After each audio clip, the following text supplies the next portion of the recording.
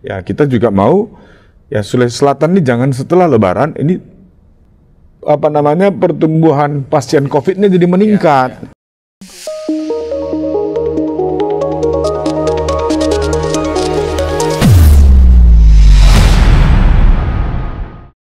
Bismillahirrahmanirrahim. Assalamualaikum warahmatullahi wabarakatuh dan salam sejahtera.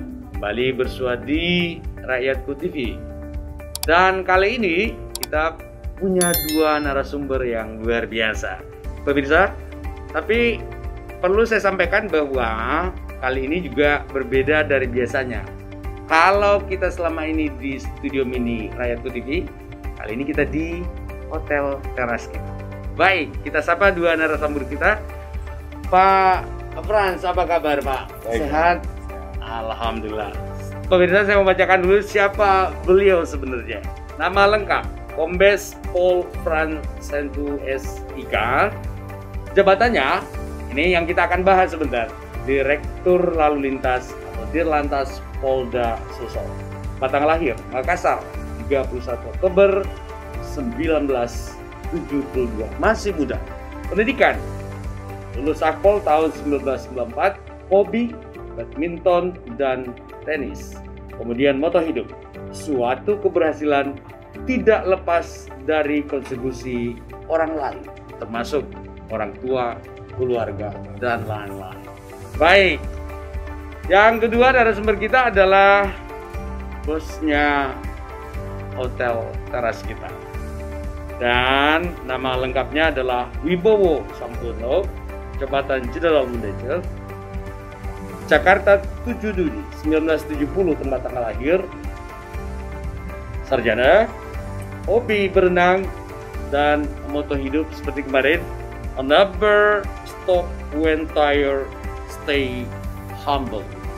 Pemirsa jangan kemana-mana, kita akan kembali setelah yang satu ini.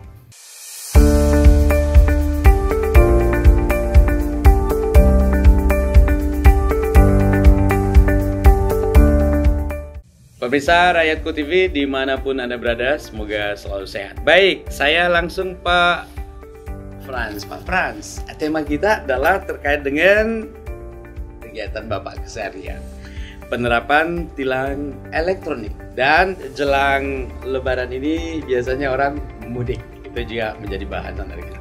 Gimana sih sebenarnya penerapan itu Pak, tilang elektronik itu? Ya, jadi tilang elektronik itu kan namanya ETLE. ETLE itu Electronic Traffic Law Enforcement. Right. Ya, berarti penerapan tilang dengan elektronik. Nah, kita menggunakan kamera yang merekam langsung, namanya kameranya ENPR. ENPR itu Automatic Number Recognition Plate. Gitu. Nah, jadi dia merekam langsung plat yang melanggar aturan lalu lintas, khususnya ada beberapa jenis pelanggaran ya. Nah, ini terkoneksi langsung dengan ERI. ERI itu Electronic Registration Identifikasi. Jadi database Korlantas terkait dengan identitas kendaraan. Nah, merekamnya ini secara otomatis pelanggaran tersebut ya berdasarkan identitas kendaraan. Karena ini ERI-nya nasional. Jadi misalnya kendaraan itu platnya B ataupun D di luar Sulawesi Selatan, itu pun bisa terpanggil datanya lewat ERI tadi, data ERI. Nah, untuk penerapan elektronik tilang di Sulawesi Selatan, kita kemarin ikut launching yang pertama. Launching pertama itu tanggal 23 Maret kemarin. 23 Maret. Ya, 23 Maret oleh Bapak Kapolri. Karena memang ETLE ini program prioritas Bapak Kapolri selama 100 hari. Kita kemarin sudah launching, artinya pada saat itu sudah berlaku elektronik tilang, sudah operasional. Sebelumnya kita sudah sosialisasi dan kita juga kasih batas waktu lagi 1 bulan sosialisasi dari tanggal 23 Maret sampai dengan 23 April kemarin. Baik. Ini sebenarnya sudah kooperatif sekali ya, Pak Frans. Jadi karena sudah di launching, jadi kita sudah operasionalkan. Bagaimana mekanismenya? Yaitu kita mengirimkan surat konfirmasi apabila dari hasil rekaman etle tersebut ditemukan beberapa pelanggaran ya yang dilakukan oleh kendaraan.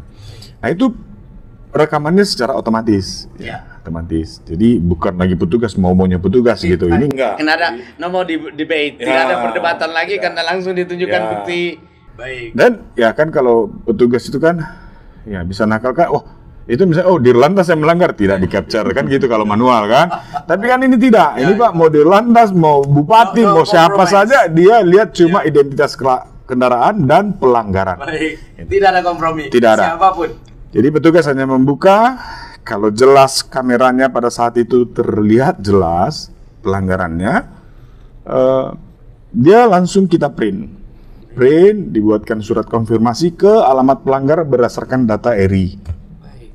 Tapi ingat, surat konfirmasi itu bukan tilang. Surat konfirmasi bukan tilang. Ini penegasan dulu, oke. Nah, surat konfirmasi ini namanya konfirmasi ya. Dia mengkonfirmasi ke pelanggar. Nah, gitu. Jadi berdasarkan alamat kita kirimkan.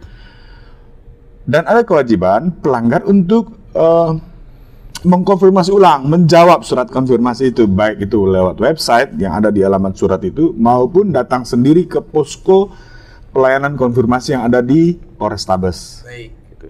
Untuk mengkonfirmasi bahwa ini benar saya atau bukan saya. Gitu.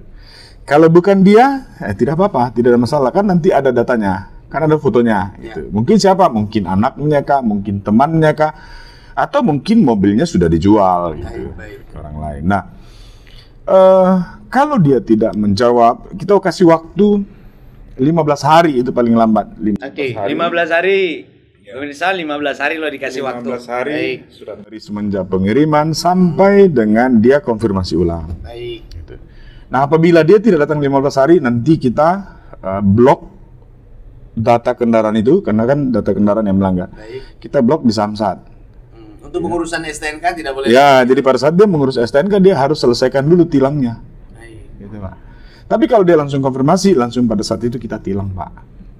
Kita berikan tilang. Gitu. Tilang dengan dia kita kasih nomor Briva, Pak. Jadi dia langsung membayar ke bank. Gitu ya, langsung membayar ke bank. Nah, inilah sebenarnya tujuan daripada etle yang mana Bapak Kapolri pada saat itu berkeinginan dengan electronic traffic law enforcement ini petugas itu tidak bersentuhan langsung. Jadi tidak ada peluang lagi untuk petugas itu negosiasi gitu ya, terus mencari-cari. Nah, ini tidak lagi karena kan memang kamera. Jadi makanya dikasih waktu untuk konfirmasi. Dia kalau tidak mengakui kan ada gambarnya. Gambar ini siapa? Pelanggaranmu ini. Kadang-kadang kan begitu, Pak. Nah, itu tujuannya. Jadi ya menghindari sentuhan langsung anggota, menghindari pungli, terus dari sisi akuntabilitas pelanggaran juga bisa dipertanggungjawabkan gitu ya, akuntabel. Nah, itu etle. Nah, kalau masa berlakunya ya tadi kalau di Sulawesi Selatan kita ada 16 titik, Pak. Ya. 16 titik. Saya dengar ada 16 titik di Makassar. Makin menarik, Pak Frans. Kita akan kembali setelah yang satu ini.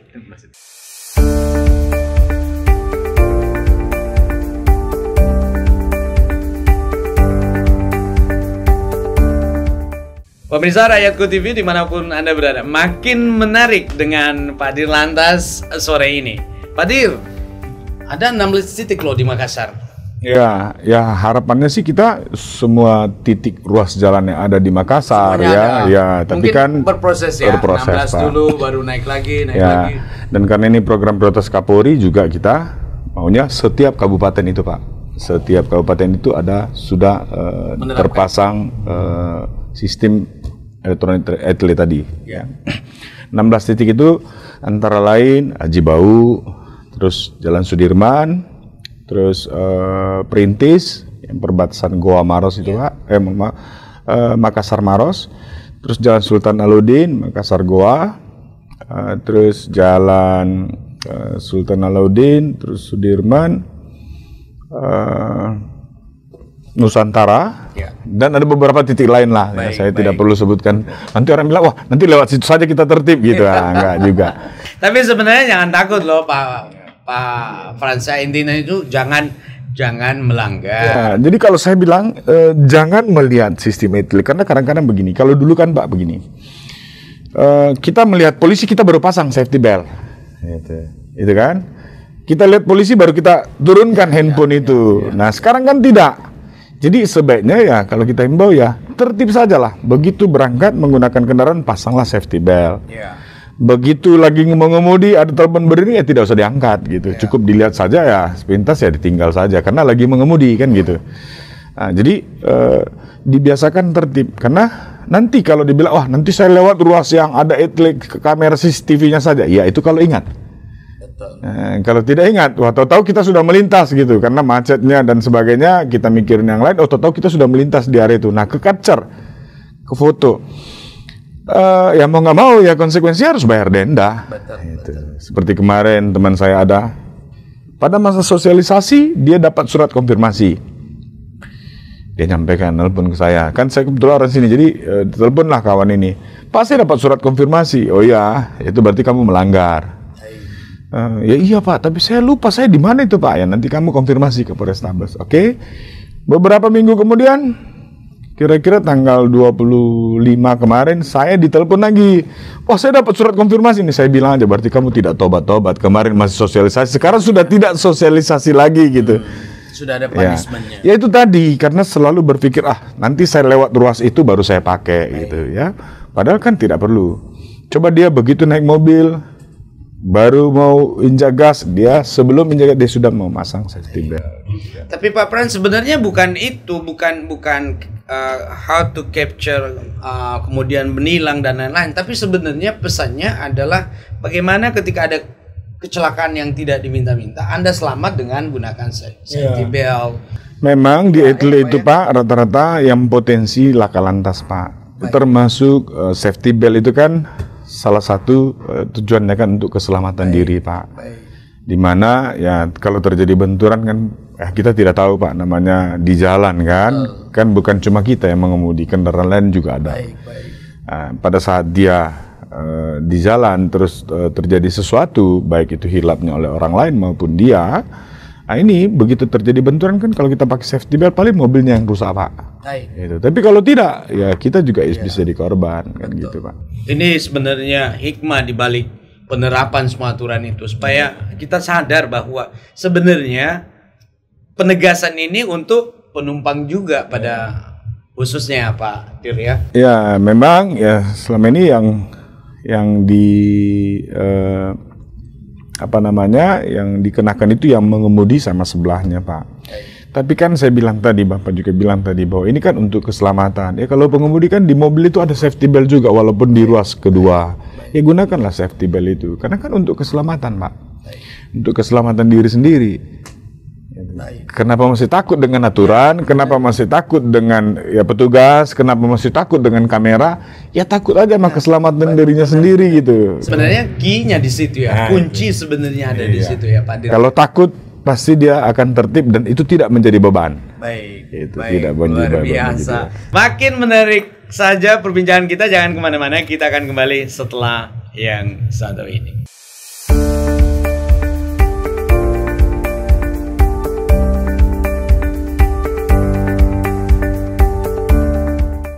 Pemirsa Rakyatku TV dimanapun Anda berada, dan saya mau sampaikan, ini banyak edukasi yang kita bisa dapatkan di sini karena terkait dengan keseharian kita juga. Pak Dir, Tabe, saya beli mobil, example. Kemudian mobil itu adalah mobilnya Pak Bowo, saya gunakan. Ya, terus saya ditilang. Suratnya ke rumahnya Pak Bowo. Gimana prosesnya itu? Kalau suratnya, kalau Bapak Pak Bowo belum balik nama, itu suratnya ke Bapak. Baik. Karena data di ERI itu adalah pemegang kendaraan yang terdaftar. Oleh karenanya, kalau misalnya menjual kendaraan, sampaikan ke Samsat, Pak. Buat laporan ke Samsat untuk diblokir. Bahwa mobil ini sudah saya jual. Jadi pada saat Pak Bowo mau perpanjang nanti, itu mau nggak mau dia harus balik nama, Pak. Kan ada juga progresif, Pak, sekarang. Kalau Bapak misalnya jual, beli lagi mobil, dia belum balik nama, Bapak udah kena 2 kali progresif. Nah, kalau misalnya tilangnya, otomatis kan misalnya Pak Bowo ya melanggar. Saya mau nggak mau, petugas posko Etle mau nggak mau mengirim surat ke kita yang pertama, gitu.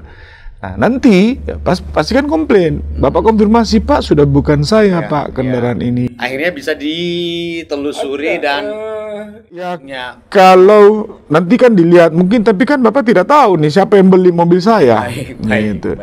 Otomatis ini jadi bahan kita untuk memblok ke Samsat. Pesannya sebenarnya Pak Dir adalah kalau mau beli mobil sebaiknya balik namanya supaya ketika mau jual mobil, ketika jual mobil blokir di Samsat.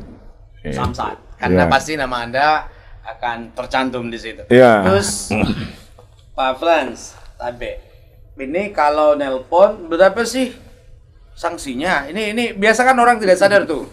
Halo, padahal ada kamera di atas. Dengan berapa kalau seatbelt? Kalau kita Pak ikut undang-undang lalu lintas Pak ya. Baik. Undang-undang lalu lintas itu kalau safety belt itu salah 250 Pak. 250. Ya. Kalau yang menggunakan handphone ini Pak kan membahayakan Pak. Dia kan konsentrasi orang, dia lebih tinggi dan naik kok nggak salah 750.000 Pak. Baik, ini 750 loh. 3 kali bos. Bisa dibayangkan. 2.250 sama dengan bayar pajak Pak. Ini Pak Dirlantos loh yang jawab langsung 3 kali karena kita kan biasa tidak sadar. Sebaiknya pakai earphone kalau mau safety ya supaya Anda terbebas dari 750 kali selalu kali sering Anda bangkrut loh. Tapi intinya Pak Dir ya, jaga keselamatan itu yang utama. Jangan kemana-mana.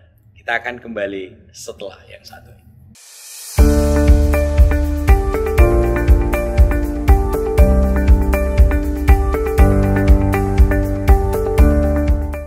Pemirsa Rakyatku TV dimanapun Anda berada, kali ini ada 2 tema memang kita siapkan karena sebenarnya beriringan. Yang pertama tadi penerapan tilang elektronik dan kedua soal mudik.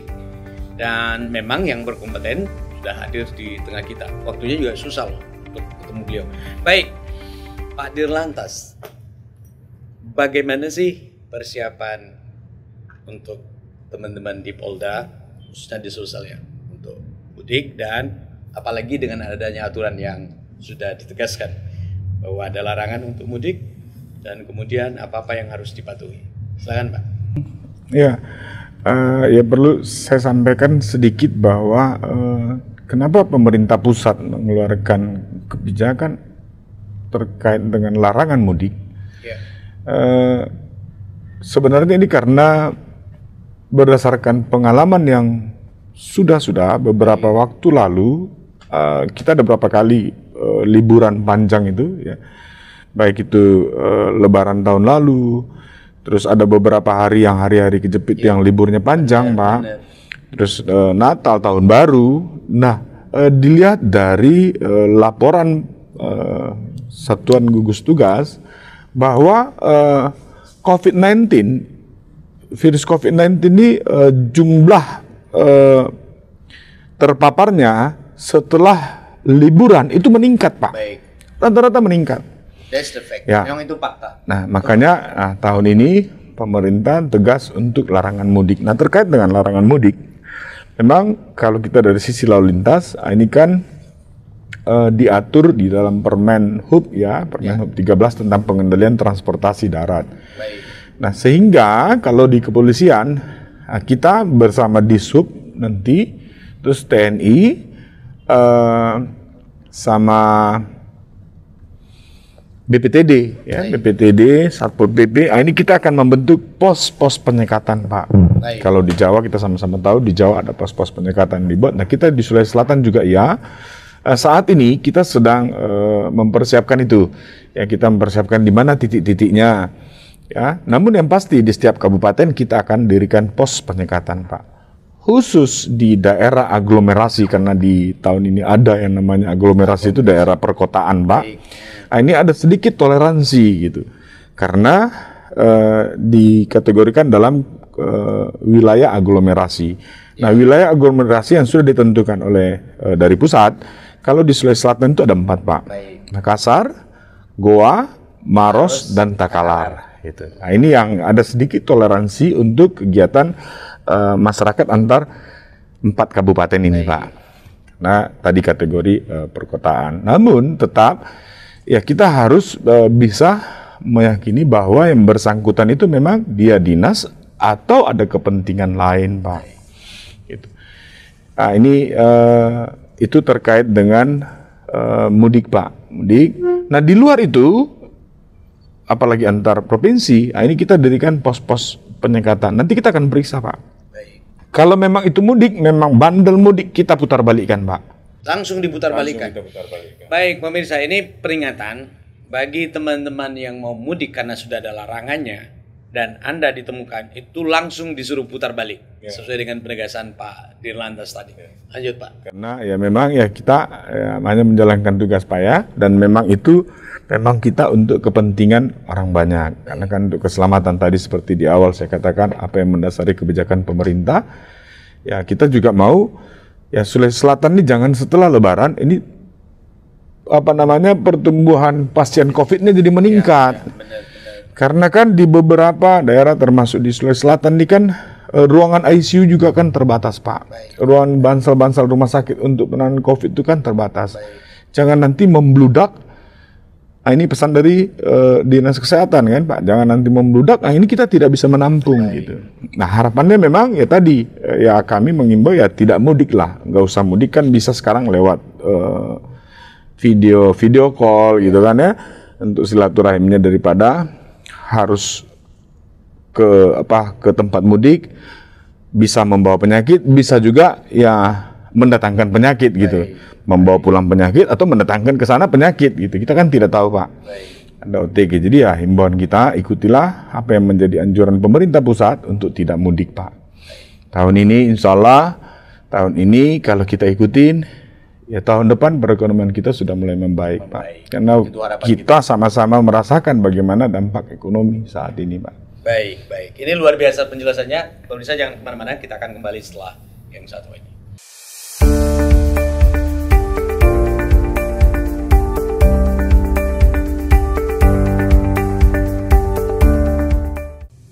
Pemirsa Rakyatku TV, baik, kita masih lanjut dengan mudik. Dan di tengah kita ada bosnya hotel teras kita. Mungkin ada yang disiapkan kalau ndak mudik, bagusnya ke hotel berenang kali ya. Baik, Pak Bowo. Selamat sore, Pak. Terima kasih sudah kedua kalinya nih. Ya, baik, sudah menjadi di Rakyatku TV ya. Baik. Untuk mudik nih kan, terima kasih Pak Dir juga memberitahukan mengenai banyak hal yang sifatnya ini edukasi buat masyarakat dan kita juga ya. Baik. Sekarang kami ini di pihak industri, Pak, industri yang sifatnya ingin juga memajukan daerah. Baik. Bahwa kita juga ada dengan adanya mudik ini kita ada kesempatan opportunity untuk itu, untuk mendapatkan sedikit lah pendapatan istilahnya revenue.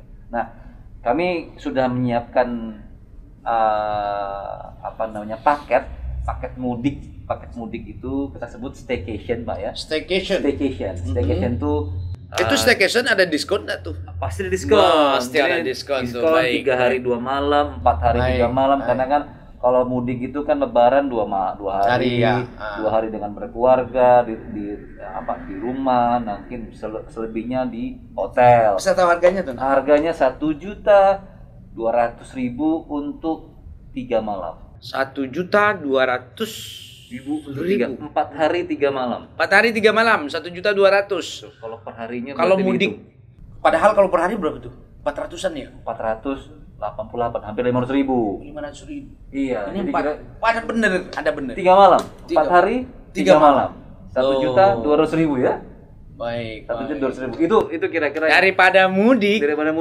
Ya, nanti di tengah jalan disuruh pulang Pak Frans, ya? Lebih bagus pergi di hotel nginap. Gimana? Ya. Itu lebih enak loh. Ya. Ada lagi enggak yang Ada lagi, karena kita punya fasilitas hotel dan juga kita pasti ada restoran kami ya, Cantik Restoran, untuk tidak segan-segan memberikan menu makanan. Baik. Nah, memang kita lebih cenderung kepada kamar, Pak. Baik. Kamar food and beverage itu juga kita siapkan. Kita udah modelnya, kita mau modelnya model yang square gitu, Pak. Sate-sate gitu, kira-kira begitu. Iya. Ini menarik nih. Tapi pegawainya dari Surpulun kan? Sepertinya gitu, karena alhamdulillah kami ini pegawai-pegawai ini lokal semua. Semua Makassar ya? Makassar semua. Loh, Pak Wali Kota, Bu Wali Kota, di teras kita semua karyawannya orang Makassar, Orang bener? Makassar. Jadi tidak ada yang mudik, tidak ada yang paling jauh juga sampai Goa, Pak. Ini Ya. kalau ada di juaranya nanti dia juaranya karena memang tidak ada yang mudik, orangnya di sini semua. semua. Pemirsa jangan kemana-mana, Ya, kita akan kembali setelah yang satu ini.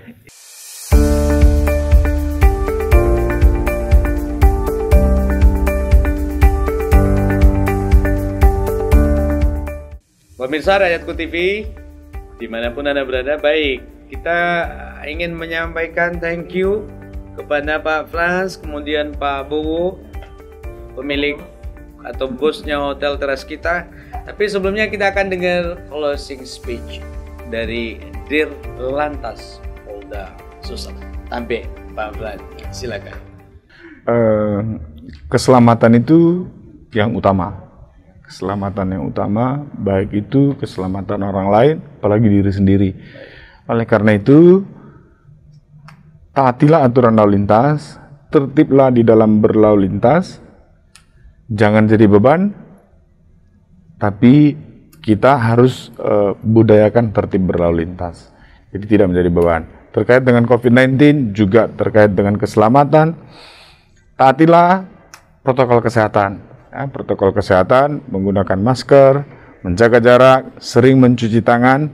Satu lagi terakhir, mengurangi mobilitas. Itu pesan kami, Pak. Baik, ada tambahan satu, mengurangi mobilitas. Dari 3M menjadi 4M sekarang. Ingat loh, mengurangi mobilitas. Yang mudik, kalau memang tidak perlu mudik ya Pak Dir ya.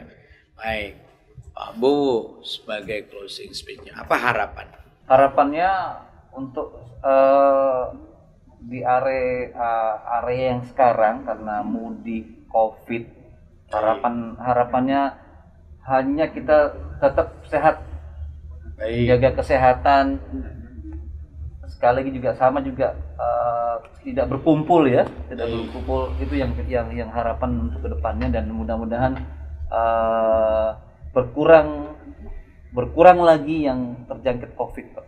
Iya, sehingga harapan kita ekonomi kita harapan 2021 nanti ekonomi kita pulih ya. Pulih. Itu harapan kami. Ya. Dan semua industri perhotelan pun juga tumbuh dan juga sehat kembali. Baik. Pak Frans, banyak sekali edukasi yang kita sampaikan ke pemirsa, kemudian Pak Bowo juga demikian. Kita plus dong narasumber kita. Once more, Mr. Frans, thank you. Mr. Bowo, thank you. Saya Suman Yusuf. Sampai jumpa. Assalamualaikum warahmatullahi wabarakatuh dan salam sejahtera.